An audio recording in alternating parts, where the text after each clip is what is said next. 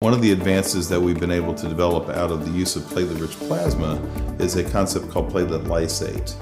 And if you think of the platelet as being like a little suitcase full of growth factors, that suitcase is actually kind of inflammatory, where the contents are more growth factors that we think are helpful for stimulating the healing response.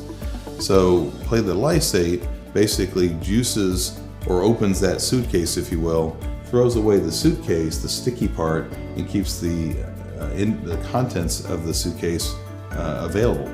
So you basically juice the platelets, and that platelet juice is very anti-inflammatory but still pro-growth and pro-repair.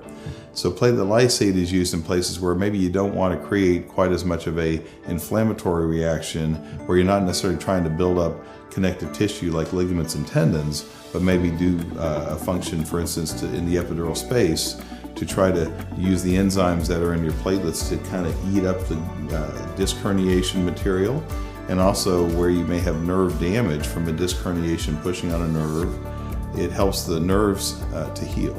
So you have a growth factor recipe that's low inflammation, but still promotes a nice growth and repair in places where you might not want things to be kind of sticky.